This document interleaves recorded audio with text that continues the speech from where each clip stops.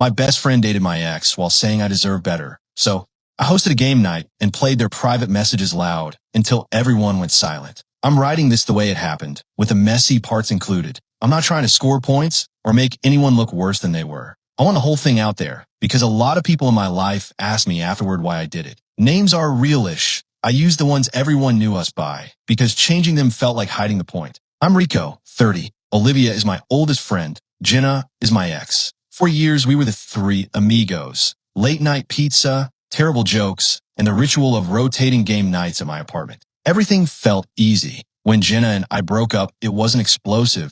It was a slow uncoupling of plans and a few gentle, increasingly honest conversations where we agreed we were different people in the long run. We try to stay friends in that awkward, adult way where you say you will, but then have to relearn how to be in the same space. I assumed the social friction would be small and fade. It didn't. Not because of Jenna. She checked out of the relationship in the quiet, not with drama, but because Olivia, who had always been the person who'd call me at 2 a.m. with a ridiculous plan, began acting differently. At first, there was nothing I could point to, a tone of voice when she told me I deserved someone who didn't drag things out, a laugh at my nostalgia for an old inside joke, an eye roll when I brought up something Jenna had said in better days. I told myself I was sensitive. Friends say that after a breakup. Then she started spending more evenings with Jenna at mutual events. Not just the occasional run-in, extra dinners, coffee meetups, a couple of long walks that she didn't text me about. That's when it started to sting. Seeing your best friend fold into the same small circles as your ex is one thing. Seeing her actively encourage you to just move on while she was quietly investing time in the person you'd love felt like a soft betrayal. Her "you deserve better" comments shifted from supportive to prescriptive,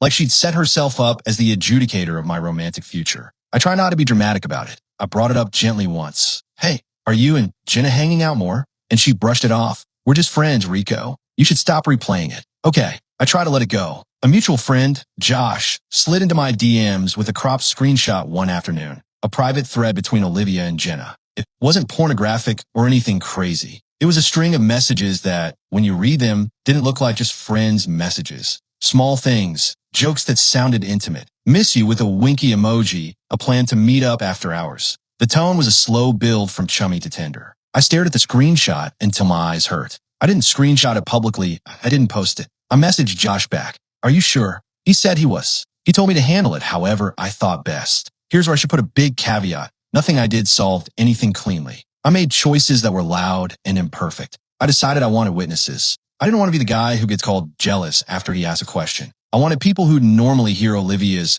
"I'm just trying to help you" version to also see the private version if she tried to explain it away. I thought if I let the private flair play out in front of the usual crowd, the spinning would be harder. So I planned a normal game night and invited the same 8 people we always had. Pizza, cheap beers, a deck of cards, code names, the messy comfort of our ritual. I printed 3 of the messages Josh had sent and folded them so the text showed when a napkin was unfolded. I slipped them under napkins at 3 seats that usually heard Olivia's side first. Her college roommate, Mira, a co-worker, Daniel, who hangs with Jenna for work stuff, and Sam, our mutual friend who often plays mediator. I told no one why I had extra napkins. To me, it felt surgical, not theatrical, a way to show the private version in a room that had been primed to hear the other side. Game night started ordinary. People arrived late, jostling through the door with beer and food and the same jokes that never age. We bickered about team names, someone spilled soda on the floor, someone made a ridiculous rule for a round of code names, and we laughed. I waited until the second pizza was cut and conversations were in mid-flow. I stood up with a beer, set the first folded print on the table, and said, "Hey, I want to show you something." It was a quiet move, not a performance. The room tightened the way a rubber band might when you overstretch it. Olivia's laugh stopped like someone hitting a mute button. The color left her face. She looked at me and said, "Rico, what the hell is that?" Her voice was higher than normal, edged with shock and then fury. I didn't hand the paper over to her. I let people see it. Her roommate unfolded her napkin and read aloud. The words were small and plain. After-hours check-ins, a little bit of flirting, a message that said, "Can we stop pretending we're just friends?" Hearing it aloud in front of people who'd sat with us through 1,000 stupid nights felt like the room had been given permission to name something that had been wagging its tail in the corner for months. Olivia went through stages in front of everyone. Denial, deflection, anger. "You invaded my privacy," she said. "You can't just pull these things out." She tried to make it about me, about the fact I'd received messages from Josh instead of coming to her privately. Then she cried.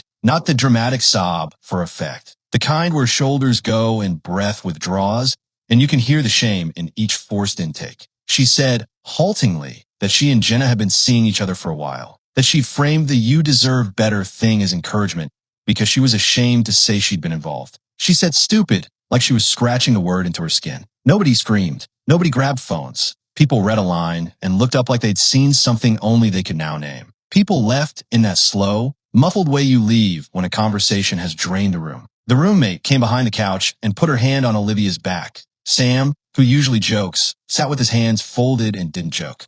It was ugly and quiet and honest. Update 3 days later. The immediate aftermath smelled like burnt coffee and awkward text messages. Olivia exploded at me first. A string of calls and a text that called me names I won't repeat, then begged for space. Jenna sent a short apology in a group chat and then stopped replying to messages. A few friends stopped inviting anyone over. People who'd always slid into our rotation with ease suddenly found excuses. A handful of people messaged me privately. I kind of suspected, or "I'm sorry I didn't say anything." That was the worst, the combination of knowing and silence. Two of her closer friends, the roommate and Sam, came by separately to talk. The roommate sat in silence more than she spoke and then said, quietly, "I didn't know how to tell you." Sam said something I remember. "We want to believe the good story." And that's the kernel of it. People want neat narratives. Olivia had been living in the messy, private version and then pre-packaging a tidy explanation for public consumption. My move interrupted that tidy storytelling. For a few days, I couldn't sleep in a bed where we used to all crash with pizza boxes on the floor. I stayed at a friend's spare room and listened to my phone buzz with half answers. I felt hollow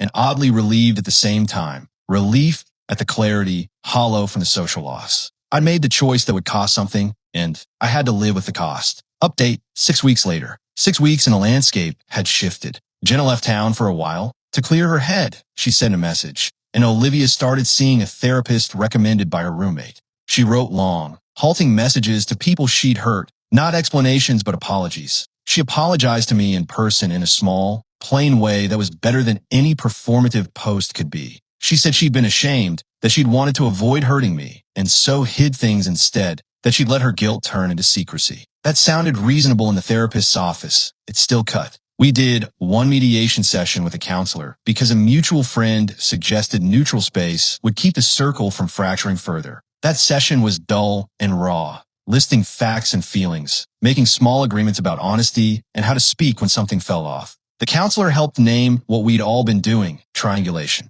Olivia had triangulated, used the "you deserve better" line to create distance while she cultivated the other relationship in private. Saying the word aloud made it less comfortable to keep doing. People came back gradually. Those who stayed had less appetite for gossip. The loudest voices who'd loved drama schooled their tone. The people who mattered were quieter and present. The roommate, Sam, a couple of others who value steadiness over spectacle. We slowly re-knit the group into something smaller and, in some ways, healthier. Olivia did work. She showed up to therapy. She reached out to people she'd lied to and tried to be straightforward. It was slow, often awkward, and sometimes forced. She was embarrassed, which meant she actually felt the consequences instead of smoothing them over. That mattered. Final update, 8 months later. 8 months on, the triangle we used to be is gone.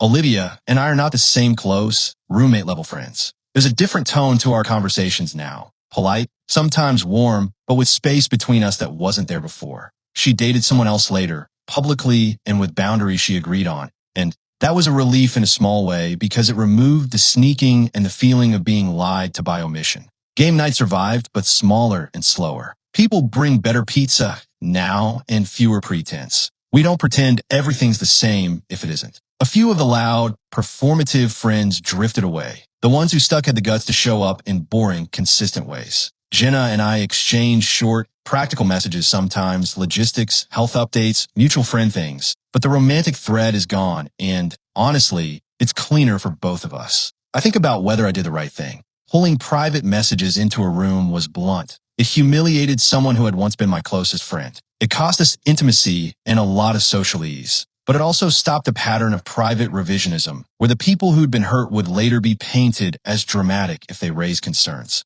The truth, when it's forced into a small space with witnesses, becomes a thing people have to reckon with instead of rewrite. What remains is this: a smaller, quieter circle that values honesty even when it's hard. A series of practical rules we now live by. Don't keep big secret things from your closest people. Say the awkward thing early. Go to a counselor before reveal if you can.